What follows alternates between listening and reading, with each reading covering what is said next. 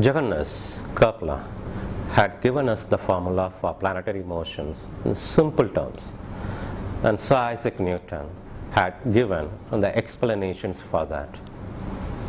Can we now make it simple about how Kepler had arrived to this formula? P square is proportional to A cube. Even simpler, 2 dimensions versus 3 dimensions. As per Kepler's second law, planetary motion's time relates with area coverage, not with circumference traveling distance. As shown in the diagram of Sun, with a sliced circle in it, that circle area extends the gravity plane area on which the planets are revolving. Literally, in any mass, the gravity strength is based on dense and volume. In any sphere mass, circle area gravity strength is based on sphere volume gravity strength, and both are proportional to each other. Likewise, in our solar system, whether it is up to Oort cloud or beyond, solar gravity plane area on which the planets are revolving is proportional to solar gravity volume with respect to distances.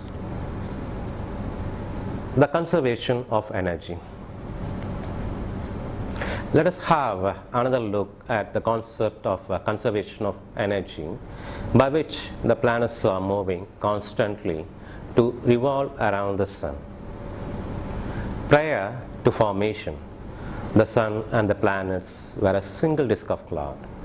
That single disk of cloud would have been one in whole while spinning, and even while forming the Sun and the planets. If the Sun rotation had been in 25 days or less at the formation, so must have been to all the planets' revolutions in 25 days or less. With that velocity, the planets would have escaped at the formation stage itself from solar gravity to the deep space. The spinning of masses. The angular momentum of gravity of masses makes the masses to spin themselves, only to spin, not to move unless disturbed by other masses or forces. Likewise, gravity of Sun is creating angular momentum to spin itself in a direction. We named it anticlockwise. The same angular momentum permeates throughout the solar gravity to revolve the masses around. The planets.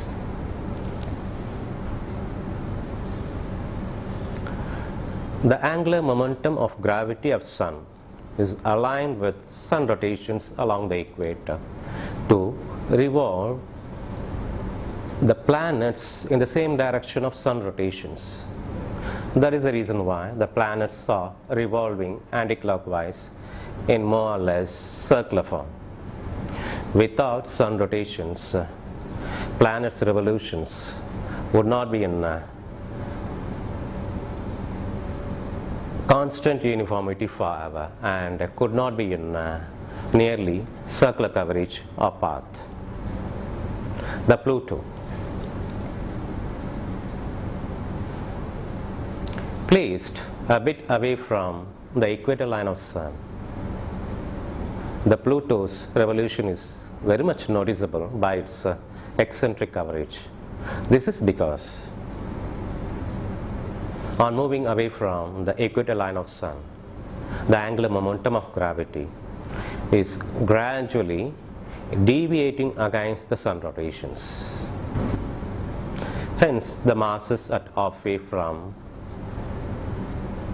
equator line of Sun to the pole line at 45 degrees are of extreme eccentric anticlockwise revolutions. The comet Halley. After the angle of 45 degree, extreme eccentric, the angular momentum of gravity reverses the anti-clockwise revolutions to the clockwise, like the comet Halley is making lengthy eccentric clockwise revolutions. This clockwise revolutions eccentricity would be gradually reducing towards the pole line of Sun to a perfect circle clockwise revolutions, because at the pole the angular momentum of gravity is perfectly right angled against the Sun rotations. The pushing aside actions by Sun angular momentum of gravity and Sun rotations along the equator may not be as strong as pulling and actions of gravity, but enough to carry the planets along, like we see the eagles without flapping their wings, are floating in circles and rising above by hot air columns. The Venus. We will have one more analysis about the Sun rotations by Venus opposite rotations to the Sun and to other planets. Foreign object impact theory could be applied only to the Uranus odd retrograde rotations, not to the Venus perfect retrograde rotations, because the Mercury is on the follow suit. Obviously, just an impact could not make a planet to flip all the way upside down, exactly in straight. After the formation, the Sun and the planets were spinning in one direction, anti-clockwise.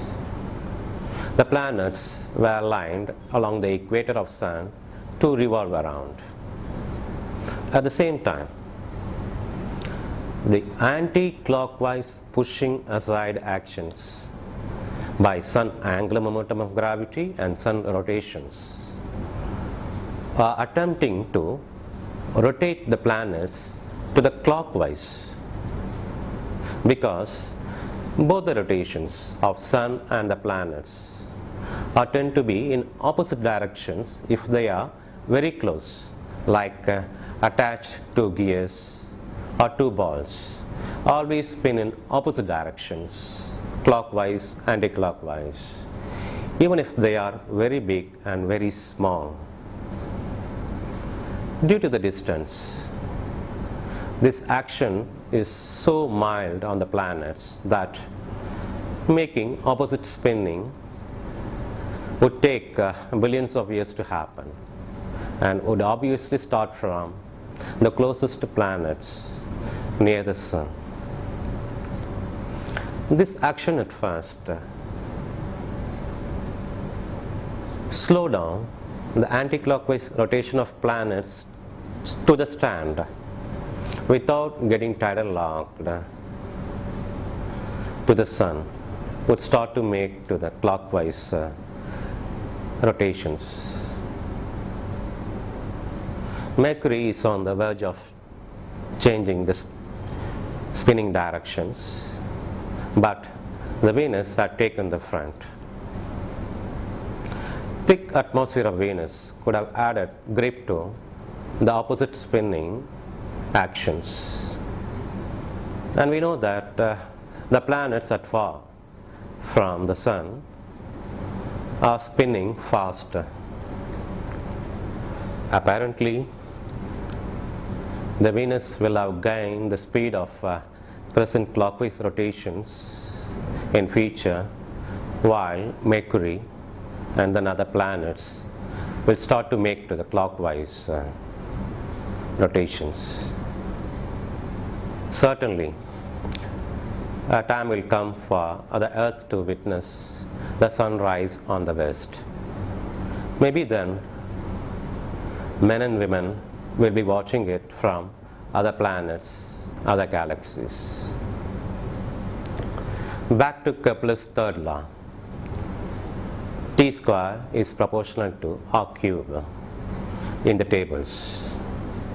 Number of Earth revolutions as time. Semi-major axis of planets' revolutions as distance in million kilometers. The ratios are almost similar, and the ratios are hovering around 3, 3, 3, 3, 3, 3, 3. Shall we have number of sun rotations as time instead of Earth revolutions to see whether sun rotations relates to planets' revolutions?